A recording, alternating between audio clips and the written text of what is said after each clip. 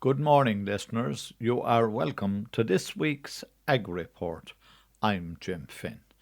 My guests this week are Adam Woods, the new editor of the Irish Farmers Journal, Marcus O'Halloran from AgriAware, and my final guest this morning will be John G. O'Dwyer. My first guest this morning is Michael Healy. And Michael is with Teagasc and he's in the Clonmel office. Good morning, Michael, and thanks for joining us this morning. Morning, Jim. How are you? I'm very well, Michael. Nice bit of weather we were getting now. I suppose it's a bit of relief for farmers, isn't it? Yeah, after a kind of a long wet spring, yeah, we're finally seeing a bit of sunshine, a bit of yeah. Hopefully, this is the started a real proper pickup in the weather. Yeah, at least anyway. Towards Thursday and Friday, we started getting some decent bit of sunshine. Any idea what the long range is for next week? Yeah, I think like well, my look at the forecast, it was kind of giving it dry for the next week. So I don't know. Just hopefully that forecast holds true anyway. Do you know that kind of way? It changes so fast. Because do you know what I mean? We've had a few good days together, and next thing it'll we could get a bad day's rain again afterwards. It break down. So it is hopefully we the weather forecast holds up a bit for us. Okay, well, let's move on. You want to inform the listeners of a My Farm, My Plan, which is a booklet that Teagasc have, I think, if my memory serves me correct, and it's got to do with one aspect of farm succession. Exactly. Yeah. So look, the what Teagasc has a document called My Farm, My Plan, planning for my future document. Um, it's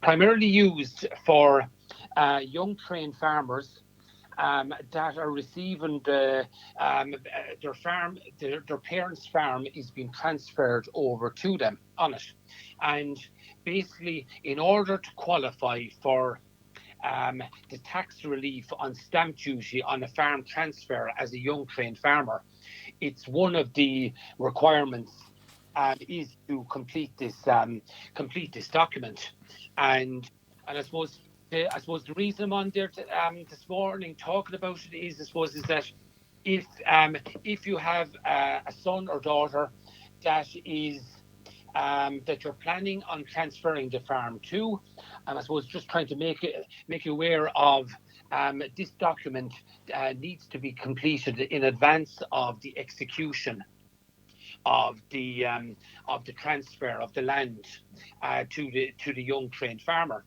So like there's a kind of a few other conditions around qualifying for it, and I suppose one would be the age of the applicant, which has to be under 35 years of age on it. So that's kind of for the young trained farmer on it. The other thing is about holding relevant agricultural training. So I suppose if you want to kind of put into broad terms, is the completion of the Green Cert. But there's a long list of relevant courses that qualify as well for it. I won't go through all of those on it, but they are what you'd say if anybody is in doubt about what your course is to make contact and go down through the list of what's a qualifying course on it, and that's I suppose that area, I'd say I put that in kind of the education bracket on it, and there's education advisors or teachers in all the across the county. So it really be just a matter of contacting either the three Teagasc offices in Tipperary, Nina, Thurles, and Clonmel. But just to if you needed to speak to the education officer to get some information around that side on it. But I suppose what I'm here to discuss this morning is this young trained farmer, the business plan, and I suppose we have the document. We have a document there that's a kind of a standard document that's required for that everybody has to complete in advance of the transfer on it, and I suppose. maybe a question to come up is like, where do I get the document? Where is it available? Look, if you contact the clerical staff in any of our 3 offices, you can either collect or there'll be a document posted out to you. And what this document is for the young trained farmer to complete. So I'll just kind of give you a little bit of a flavour of what. Yeah, do please. Yeah, what's required in it. And it's kind of when you see the sequence of the document and you see how you work through it on it. So like any document is this, the first question's out: why am I farming and what am I thinking of doing on the farm? So if you're trying to get your thoughts down on paper as to what your plans would be on the farm for the next 5 to 7 years on it. Mm-hmm. And there's a couple of check boxes, and it'll maybe, hopefully, this will trigger some thoughts around it. Like, are you considering a registered farm partnership? Are you considering contract rearing? Are you considering share farming, forestry, organics? And then we'll move on to the first main section of it is, where am I now? And I suppose this is the starting point of anybody's plan. And it's about what stock numbers do you have currently? Do you have any land leased already or owned already before this transfer on it? And then you look at the soil health of it, so the pH, the P and the K status on it. Does some of the land need drainage? And then it works through questions about what facilities or equipment have you on the farm? Have you slurry storage? Have you housing? Are you short, okay, or in excess on it? And so it's just kind of giving a starting point. What's your farm like at the moment? Next thing, there's a little bit of a SWOT analysis for your farm. You ask questions about what's working well on your farm, what improvements could you make to your farm, and maybe what other opportunities on it. So, like, all the questions are in the booklet, and it's really a case of just kind of getting your thinking hat on and trying to get your getting your thoughts down on paper as to what you see, as to what you're planning for the future. And see, I suppose maybe I'll go back to the start of it. Is there's a little declaration on the inside front cover, is that you're responsible for the content and the implementation of the plan. And I suppose if I go to the stamp duty manual that deals with transfers of land to young trained farmers on it, and what's in the document is there that the plan has to be implemented within the first 9 months of the transfer happening on it. So I suppose that's important from the point of view is like that what you're planning is realistic and kind of relevant to what's going on. So you're just kind of keeping it keep that thought in the back of your mind as you're filling out the booklet. Michael, can I ask you a question that has come to mind? Why does this have to be filled? So the reason for this is that the EU is providing state aid in a stamp duty relief, where they reduce the stamp duty level down to basically a nil figure on it. So as one of the so by virtue of the fact that they're providing this EU, the EU is providing this funding, the state relief on it. This is just probably one of the conditions that a young trained farmer would produce a business plan to qualify for it. And I suppose this is our template document that's written into the revenue documents that's required to be completed. Right. Now, okay, so that's one thing.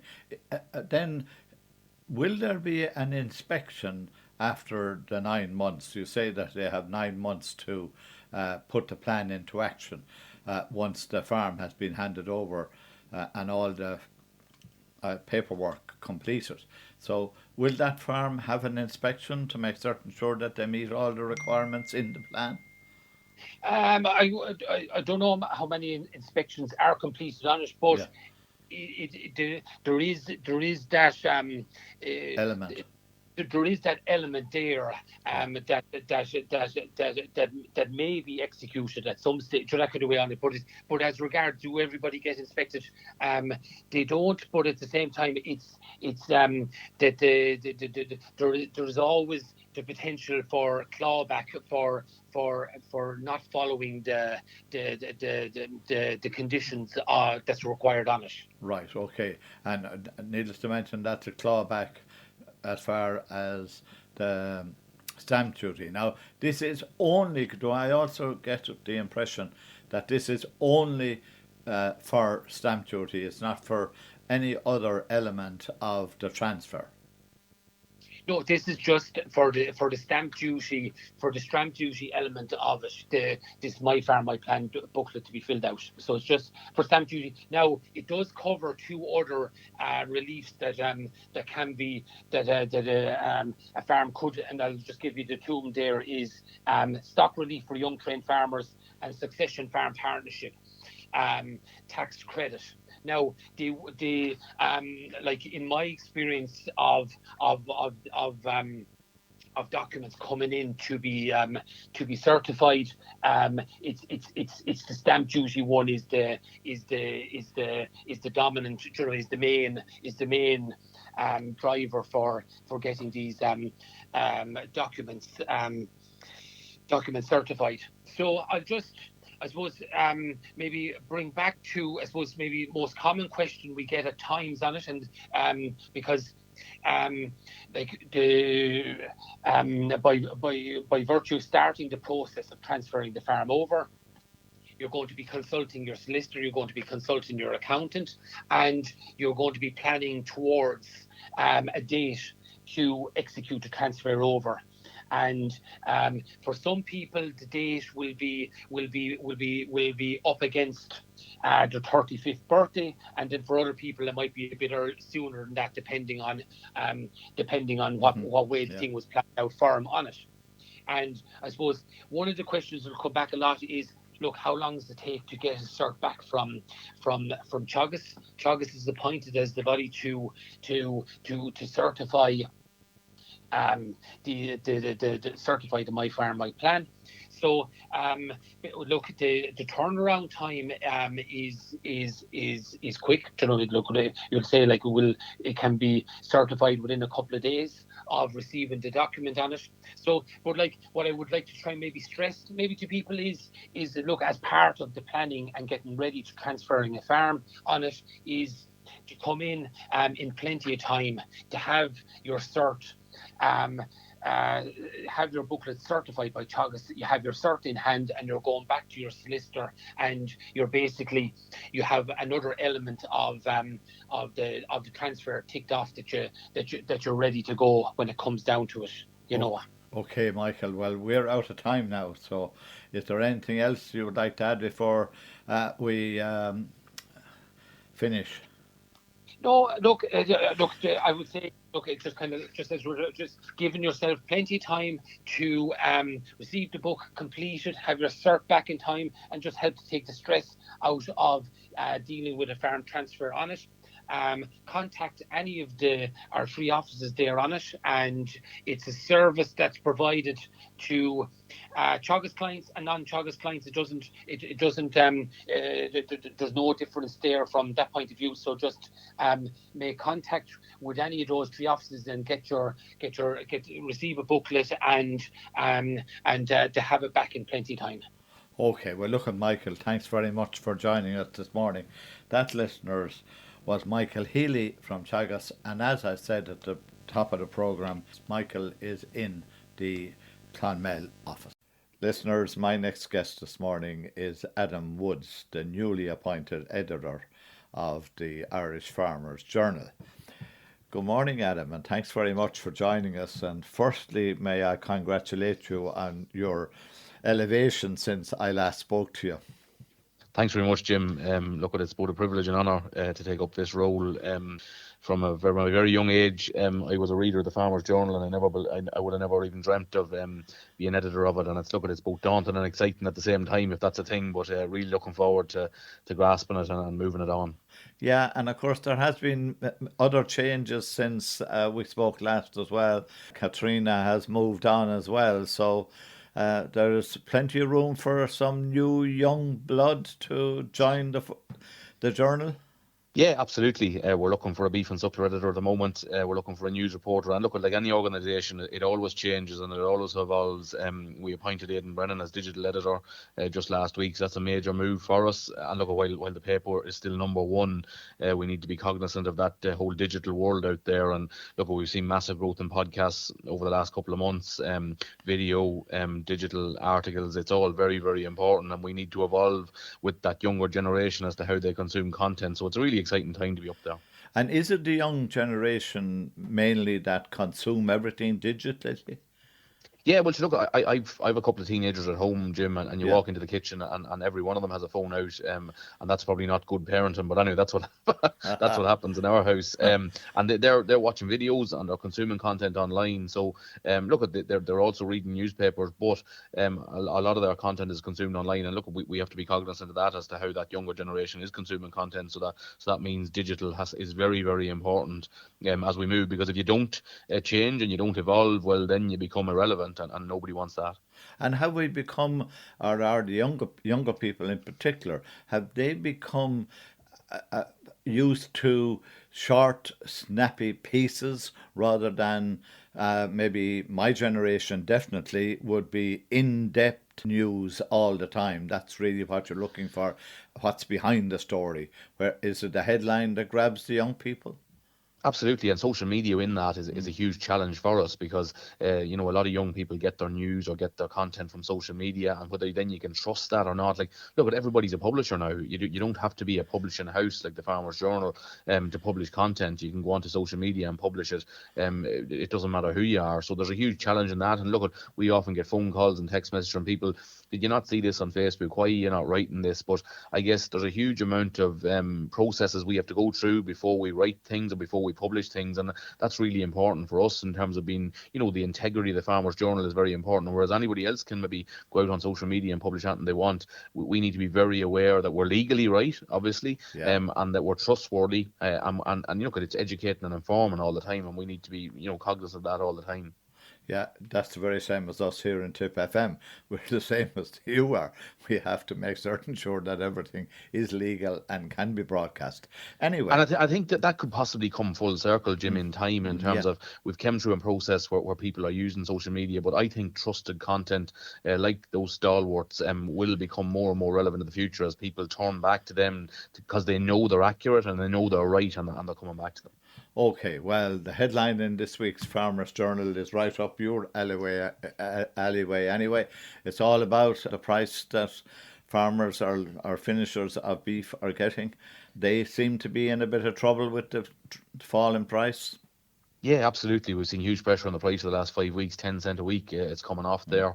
And obviously some of these winter finishers would have purchased cattle at the height of the store cattle trade last October. So it's a double whammy for them. And look, they're staring at losses at the moment of 300, 400, 500 euros a head, which is really unacceptable. And they're under huge pressure now at the moment. And I suppose, in terms of asking those farmers to take on that risk, we would have wrote about this back last October, November, in terms of putting animals into a shed of 2,500. You were going to need €8, $8.50 a kilo to get out of that shed, and we're closer to $6.50 now than we are to $8.50. So huge challenges there, and look, there's worries there that there will be casualties as a result of this because those farmers are making huge losses. I remember meeting you in Limerick, and we at Dairy Day that you had, and that was one of the things you flagged at that particular time. Yeah, absolutely. In terms of, I suppose, people were going out around the ring and buying cattle, but and they were saying, well, look, that's what they were making. But sometimes you have to do that little budget on the back of your hand and see where you can go and what you can do, because obviously factories will buy cattle as cheap as they can. probably a little bit of pressure on the demand side. We're seeing maybe the implications of Brexit, would you believe, 10 years later in the UK market, because there's Australian beef coming in there now, the New Zealand beef coming in there, and that's sort of undercutting Irish supplies going in there, especially in the food service, and that's pushing British beef back onto the retail shelves, which is competition for us. So it's not an omen for Mercosur, but definitely your ears would prick up to hear that in terms of what Mercosur could do in the future, obviously with the beef trade. But yeah, I do think, though, to give some solace to beef finishers, supplies are going to get tighter in the next couple of weeks, and I think maybe beef prices will level up and even possibly go up a little bit. I think there's a little bit of brinkmanship there at the moment with factories as regards backing up supplies for April and May time. That's usually a time where supplies are very tight. They're going to be tight again this year, so hopefully it'll steady. Okay, Easter's around the corner, and I see again from the journal this week that hogget prices are higher than they ever have been. So we're going to pay a little bit more for that lovely Easter feed that we have, and that piece of Easter mutton or lamb. Yeah, well, I guess there's increased costs associated with that Easter lamb as well. A lot of them would have been inside, especially with the weather we've had over the last number of weeks. A lot of those lambs didn't get out, so obviously they're eating meal, the yo's eating meal, so there is an increased cost to that. But yeah, hogget's hitting for €9 a kilo. That's good news for store lamb finishers as well. They would have bought store lambs, quite expensive store lambs actually, towards the back end of the year. So yeah, the sheep is going in an opposite direction to where cattle are going at the moment and going up in price. But I know Darren Carty is very happy with that, and he's writing about that this week in the paper. But yeah, that's good to see. Look, everybody needs a turn now and again. I suppose the other big question, and I know we touched on it on last week's programme here on Tip FM, and that is the fertiliser trade is really in flux, isn't it? Yeah, absolutely. We've seen oil, would you believe, hit €117 a barrel this morning, which is a very big high in terms of where we're going, and liquefied gas, transporting through that Strait of Hormuz. We've heard more about the Strait of Hormuz in the last 6 weeks than I ever heard of in my life, in terms of transporting oil through it and transporting other things to it. Huge challenges there. What I would say, and the advice was, and when this story broke 3 weeks ago, I said, look, don't panic. Get enough fertilizer maybe for your grazing ground, get enough fertilizer for your silage ground. But we had farmers going out there and buying by the lorry load and buying maybe 2 lorry load where they would have been buying 1 lorry load, and that was obviously compounding the issue then in terms of supply and demand, and it was rising up prices. But I think since that we've seen canned fertilizer, steady up, maybe 500 plus, but that's not a huge increase in where it was. The big problem is urea, and urea is heading for €900 a tonne there in some case, if you can get it, and that's probably up from 500 before this crisis began. But you never know what will happen as regards that war. Hopefully they will come to a resolution in the next couple of weeks, and that will hopefully free up things again. I don't think it'll ever go back to normality in terms of where that we'll say oil is transferring through, but I do think there will be other things done as well, maybe from an EU Commission point of view. I know that CBAM has been talked about, the carbon border adjustment mechanism that the EU Commission placed on fertilizer in terms of that tax. There is a bit of talk about that maybe being stalled, so which would add some certainty to the fertilizer market. And also we have our own government obviously talking about some intervention there as well on, we'll say, customs duty on diesel and petrol, and hopefully that will come in soon to relay some of them fears around costs of production in the next couple of months. Okay, what would you say to any farmer listening to us this morning with all the flux that's out there? What would your advice be to them, Adam? You know what? Cows still have to be calved, Jim, and ewes have to be lambed, cows still have to be milked, and we just have to do our job as best we can inside the gate and try and prepare as well as we can, and look at use all the information available to you to make those decisions. There's a lot of questions out there about blue tongue vaccination at the moment as well, and use the vet on that one, and look at do the best job you can, and hopefully everything else will sort itself out. Okay, well, look, thanks for that advice, and thanks for joining us this morning. And once again, a big congratulations on you becoming the editor of the Irish Farmers Journal. Thanks, Jim. That, listeners, was Adam Woods. Listeners, my next guest this morning is Marcus O'Halloran, and from AgriAware, as you know. And AgriAware have just entered into a partnership with Agritech here in Tipperary. That's the company up there in Neenah, and I expect that Marcus will tell me all about it. Good morning, Marcus, and thanks for joining us. Good morning, Jim, and good morning to our listeners. So, as you mentioned, we've Agritech have come on board as a patron of AgriAware. They join over 60 patrons that we have already. whose ultimate aim is to strengthen our ability as an education body to communicate with the general public about the role of the farmer.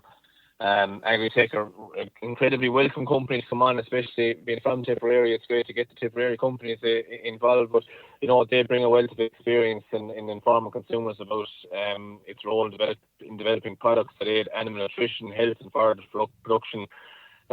So it was a really good fit for us, given that our three strategic pillars are around animal health and welfare, nutrition and in terms of environmental sustainability, Jim. So no, we were delighted to get them on board, and as I said, they join over 60 other patrons that fund what we do here in AgriAware. Right, so you have 60 patrons that are joined up with you. That's quite a big collection of patrons, isn't it?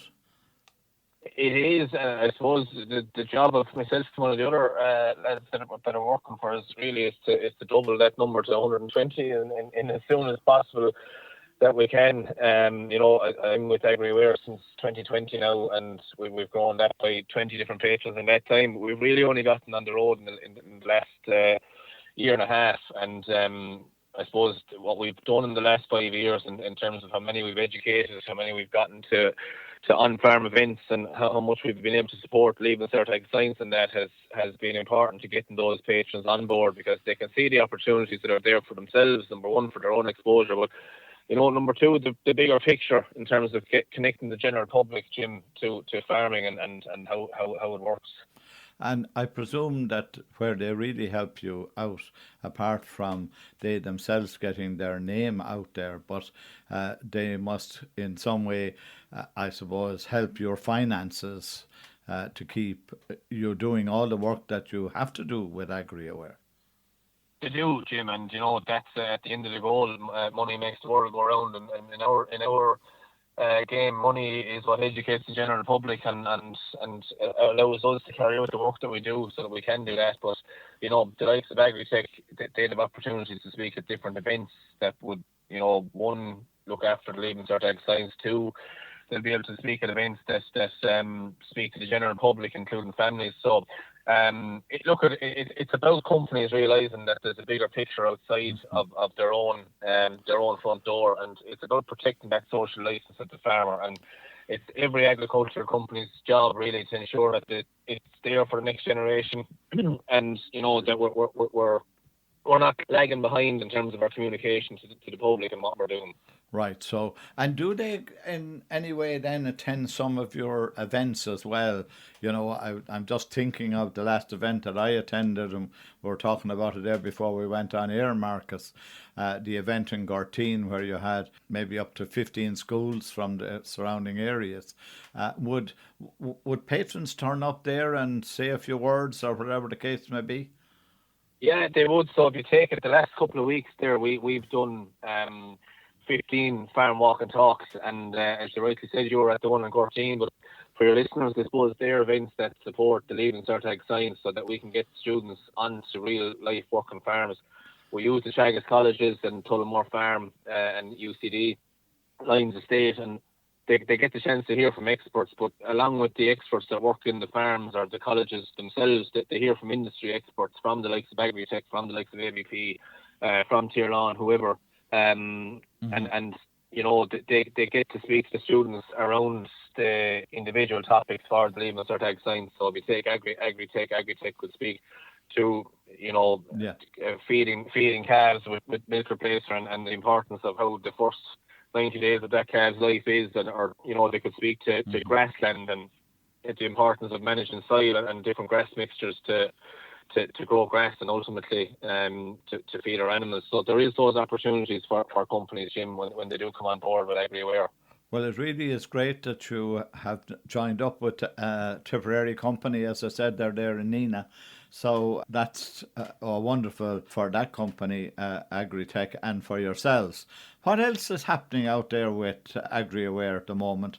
The 15 events, I would imagine, have culminated by now, have they? They have. So we've had 4,200 students that came on to farm events there during the course of late February and early March. between here and May, the middle of May, we'll have 2,000 or 3,000 primary school students now across the country that will be getting out to farms as part of school tours, an initiative that we'll be heading up with the NDC. We're actually also hoping to bring a number of students out to farms or a farm close to Clonmel at the end of April, early May, but we're just finalising a few bits and pieces on that, and that's with thanks to the Clonmel Show bursary that we would have received only at Christmas time. In general, what we're looking at, the plans for the events for the summer, Jim, so we obviously have a big activation at Bloom in the Phoenix Park where you have 120,000 spectators that come from a non-farming background. That's a key strategic area for us to be involved in, and we'll be down at the Cork Summer Show this year for the first time also, where there's a 70% turnout there from the city. So it's important that we can connect with those people around, conversations in terms of animal health and welfare, the environment, what we're doing at sustainability on farms and at co-op level for protecting our waters and everything else and so on. So there's plenty going on in that space for the next little while, Jim, and we're probably going to pass our biggest number ever of people educated this year in our school programs. We're looking at hitting a target of 150 or 60,000, and that'll be up 30,000 even on last year.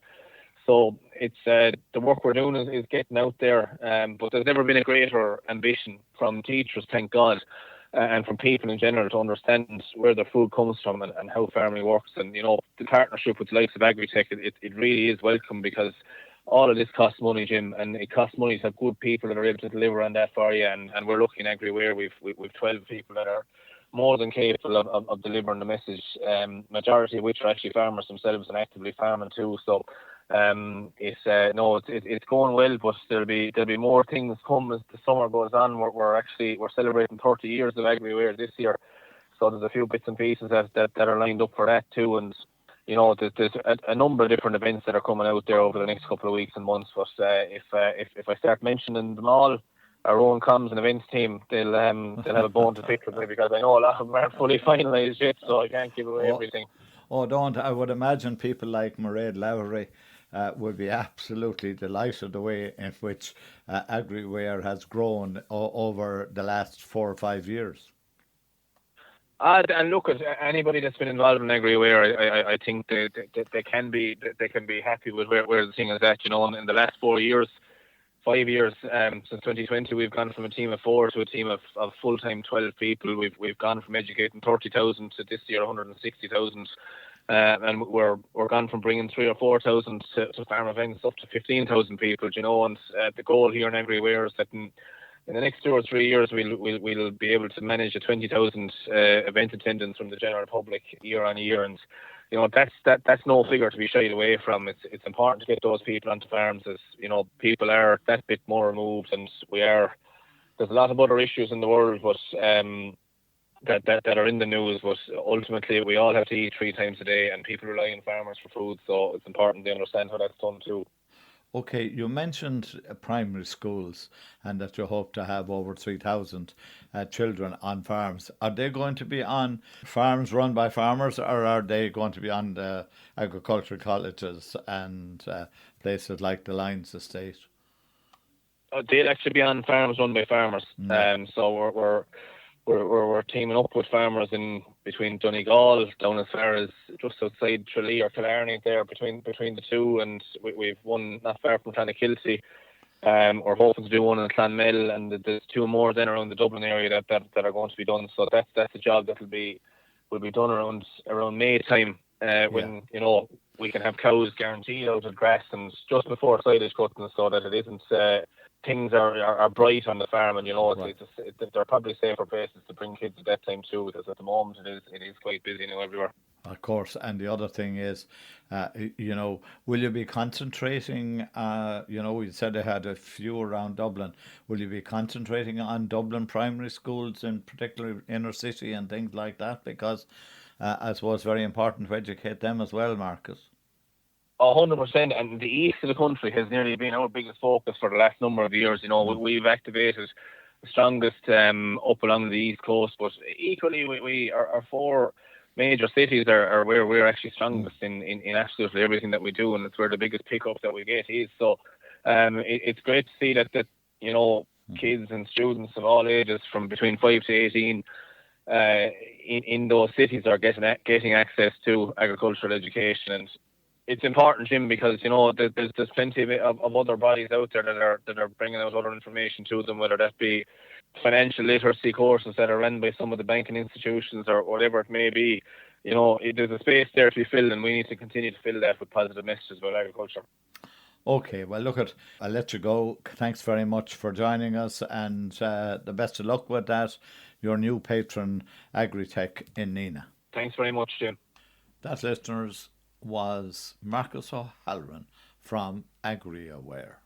Listeners, my final guest this morning is John G. O'Dwyer, the author and the hill walker and everything else. But more importantly, he is the chairperson of Pilgrim Paths Ireland. And Pilgrim Paths Week takes place every Easter. And to tell me all about Pilgrim Paths Week 2026, John is now going to tell us where their walks are going to take place, and if you want something to do on Easter weekend, why not take a trip to one of the lovely Pilgrim Paths walks that are here in Ireland? And John will tell you all about them now. John, thanks for joining us. Great. Thank you very much, Jim, for inviting me on. Yeah, okay. This is your favourite Pilgrim Paths Week.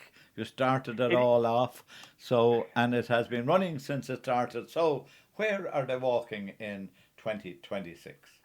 Well, it's all the great thing I'm very proud of. It's all volunteer-led. Everybody involved in Pilgrim Paths Ireland is a volunteer. So it's groups all over the country, really. And what you can do, for example, is we'll say Good Friday, there's a beautiful climb down in Knocknadobar. A lot of people won't know it, but it's above Cahersiveen. It's a mountain.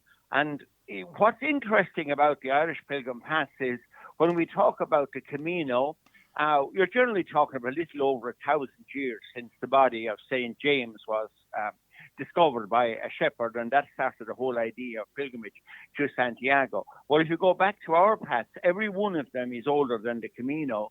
All go back to early Christian times, and ones like Knocknadobar go right back. They would actually have been pagan paths that were then Christianized, and you have the Stations of the Cross up along the route now. Well, if you get a clear day up there, is probably one of the most magical views in Ireland over all of southwest Kerry, on into Cork and out over the Dingle Peninsula, the Skellig Islands, the Blasket Islands. Marvellous. And you can combine that then if you wanted to, if you're down in Kerry, because that's on Good Friday. And then if you want to have a great time, you could go on and do the walk to Cosán na Naomh, which is the one that goes to Mount Brandon. And you don't have to climb Mount Brandon. Just goes to Mount Brandon, crosses the Dingle Peninsula, and that's going ahead on Saturday as well as that. And just mentioning all the full information on these walks is up and how to contact the organisers at pilgrimpath.ie. Okay. And moving up the country then? Yeah, moving up the country as well as that then. Well, what you have then, you also have then, if somebody wants to go in the opposite direction, they could do St. Kevin's Way. And that's one up in Wicklow. And that's a beautiful walk again, and that's on Holy Saturday as well. So if you can't be in Kerry, this one is going ahead, and that's on April the 4th. And if you go then to Easter Monday, generally there's no walks on Easter Sunday because seen as a family day. You have the Tuathair Fáric, if you happen to be up the west of Ireland, up in Westport. Then outside of there, you have the Tuathair Fáric. And they're only doing half with 15 kilometres, and it finishes at Ballintubber Abbey. And so that's April the 6th, Easter Monday. And if you're way up in Donegal, then Lough Derg, one of the most, the ancient path along the lake shore there, leading to Station Island, that's being done as well. And these are all volunteer groups.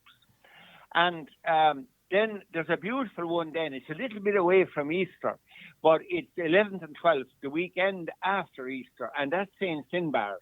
And that was one when I did my first book on the Pilgrim Paths of Ireland. That was the one I enjoyed the most. I love doing that one. And it's a 2-day walk. Now, again, the thing about this, I was speaking to David Ross, who's the organizer down there. I was speaking to him today, and he said that, they're getting very close to being full, and they'll be closing within a few days. So if you're thinking of going the 11th and 12th of April, Saturday and Sunday, then you want to book in straight away. And again, all the details are at pilgrimpath.ie. And of course, then finally, we couldn't leave Tip out of it. So, I mean, St. Declan's Way has been a great success since very modest investment was put in to reopen it. And on April the 18th, then, they'll be setting off from the Rock of Cashel, going to Cahir on the first day, the 18th of April. I did on Sunday the 19th, Cahir to Goaten Bridge. Now, this is quite a long walk. It's 115 kilometres. You don't have to commit yourself to it all. You can just book in for one day. But if you're doing the whole thing, then it's 3 weekends. And those weekends are then May the 4th, then they will be walking from Goaten Bridge to Mount Melleray. And then, of course, Mount Melleray is now beginning to reopen again. There's a hostel there, and the Ave Maria University are going in there. And then Mount Melleray to Lismore. And then on May the 23rd and 24th, it's Lismore to Aglish, and Aglish then right down to the coast, the oldest monastic site in Ireland. So loads around there over April for people to do.